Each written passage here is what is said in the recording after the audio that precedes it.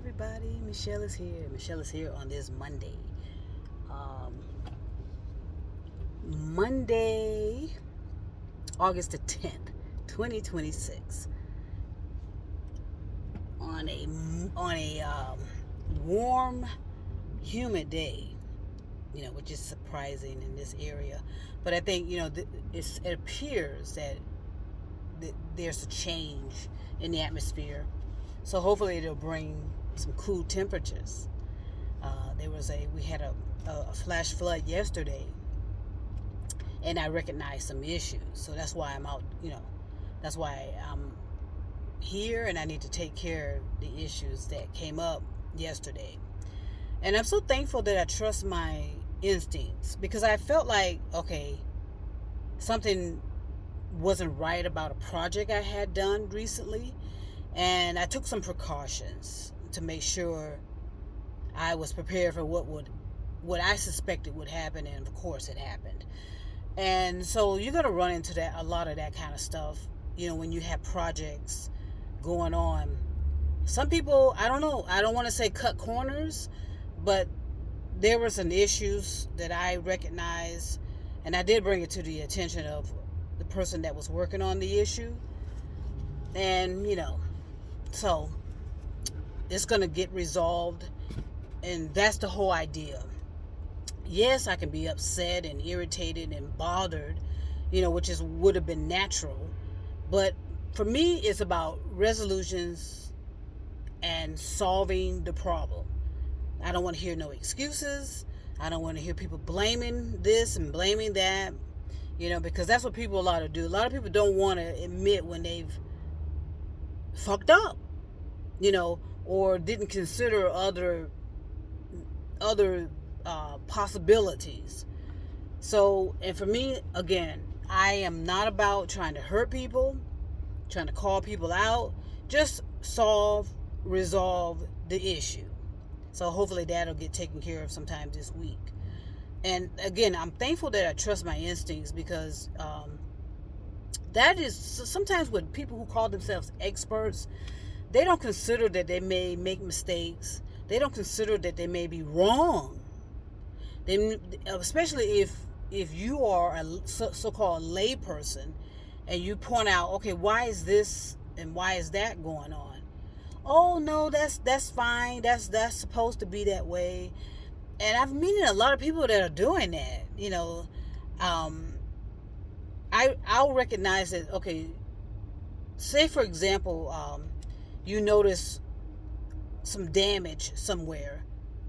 Say on a vehicle. All right, let's just use a vehicle for example. You've been driving that vehicle for months on end, and before you get in the vehicle, before I get into any vehicle, whether it's mine or someone else's, I inspect it. I look around at it. I look and see if there's any kind of something going on that I may need to be aware of. So I'll check it out. Okay.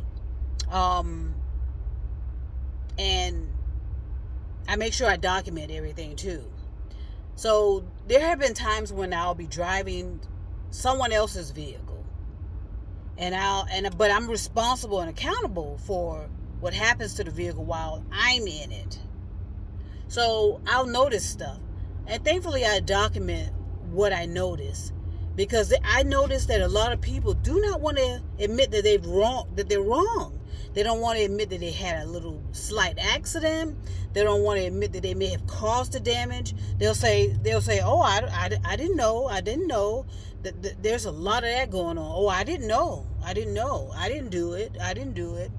So that's lack of accountability and a lack of responsibility. I'm running into that a lot, and I'm sure everybody else is, especially when you are around people and working with people, interacting with people, attempting to get things done, because that's what I'm doing. I'm attempting to get some projects done. So that means I'm going to interact with people.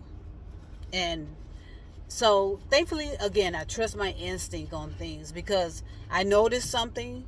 I brought it to the attention of the person that's responsible for handling it, and they said, oh, they kind of brushed it off as, oh no, that's fine, that's fine.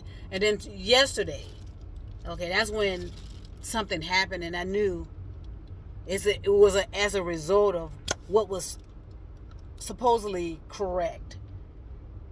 And da da da da da da. It should, in other words, it shouldn't. What happened should not have happened at all.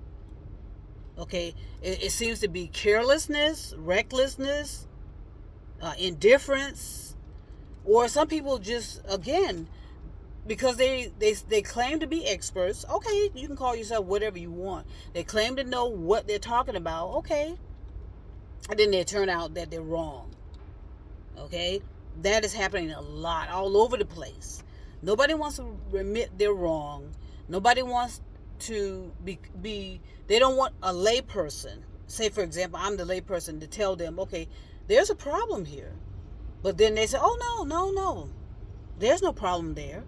And it's just amazing how convincing people are with themselves. It's just complete delusional and denial. Okay, especially if somebody can point out, okay, there's something wrong there. But no, there's nothing wrong there. That's supposed to be that way. That's supposed to act like that. That's supposed to work this way. And again, I trust my instinct.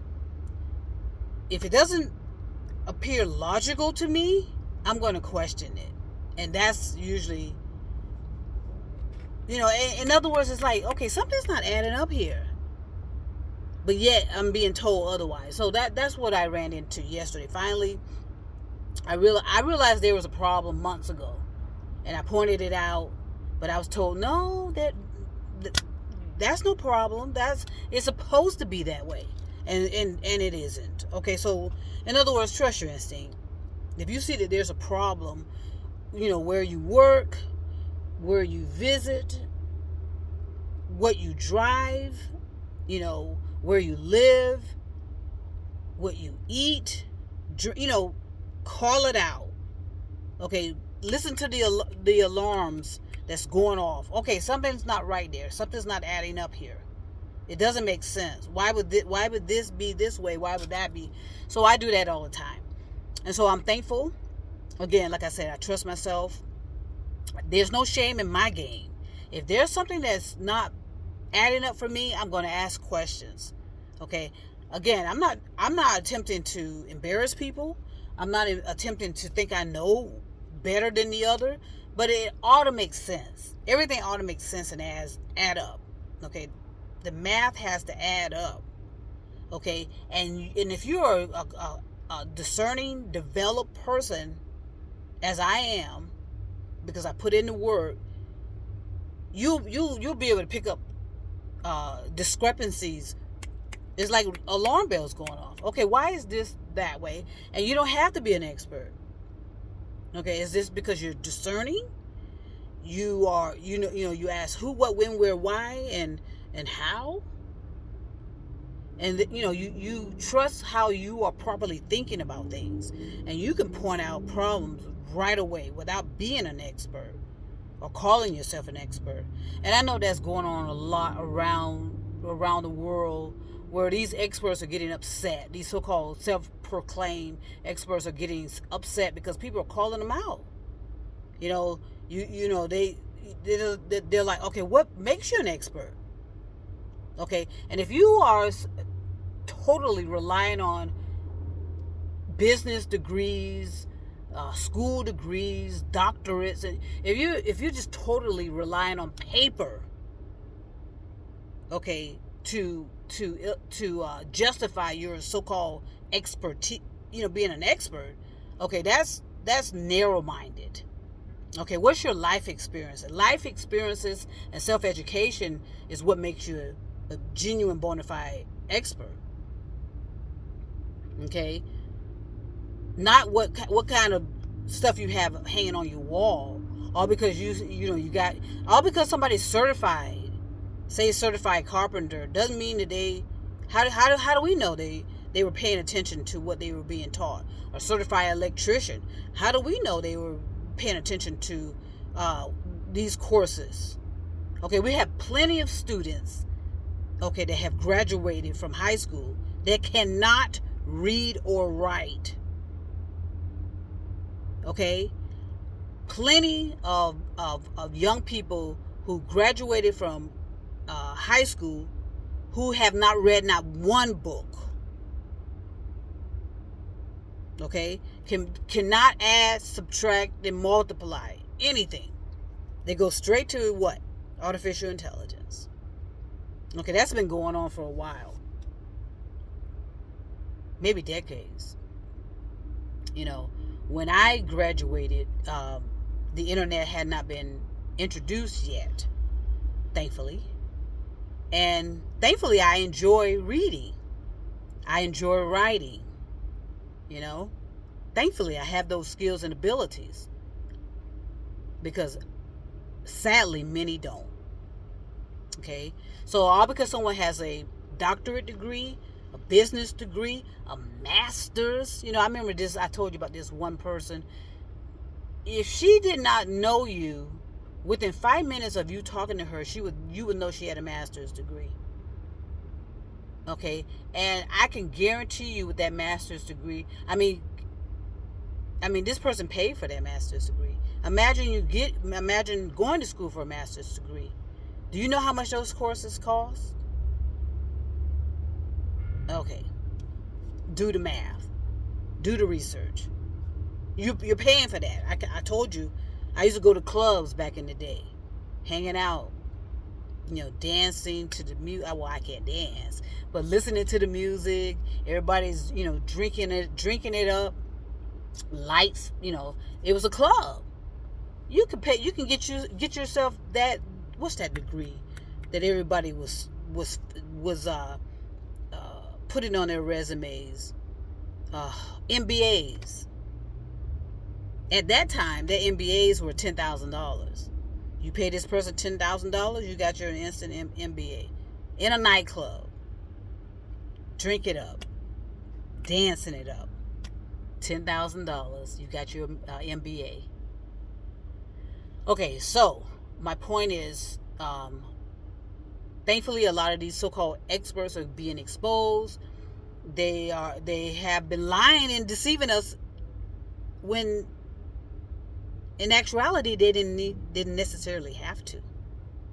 If you're good at what you're doing and you have the life experiences and you have positive results, you don't have to lie and say, okay, I'm certified here, I'm certified there. Of course, there's a reason why people are required to be certified. But how many are not? My dad wasn't certified, but yet my dad got a great job. Okay, and he stayed on that job for over 30 years. Okay, because he had the willingness, he had the initiative, and people took. There was whoever hired him gave my dad opportunities, and they taught him how to do the job. Okay, that's how it was for me when I got into my first career. Okay, after I graduated from high school, someone gave me an opportunity, and I stayed on that job for over 12 years, and I did not miss not one day in 12 years. Okay, so life experiences is what qualifies you as an expert. You have the results. You have the what do we used to call it, audit trail. You have the documentation to support what you've done and support the resolution, the solution to what it was. Okay, sitting in a classroom pretending, because that's what happens a lot too. Pretending, and then afterwards you get this certificate saying that you graduate, and you hadn't read not one book throughout your whole educational career. Okay? So, be more discerning, be more honest, and ask yourself, would you hire yourself? Are you righteous? Are you, do you have integrity? Are you honest? Are you willing to admit you made some mistakes? Are you willing to listen to someone who may not be an expert in that field, but you're open to possibilities of maybe you were wrong? I've been wrong so many times till it's funny. I was wrong about something the other day, and I went to the person who I was uh, interacting with, and I said to this person, I said, look, from now on, don't listen to a word I have to say. Nah, but I was joking, but I was being serious. Just because someone tells you to do something, but you have, but in the back of your mind you have some questions about it, that ought to be allowed. Okay, you don't want to be subservient, you don't want to be submissive, you don't want to subjugate yourself.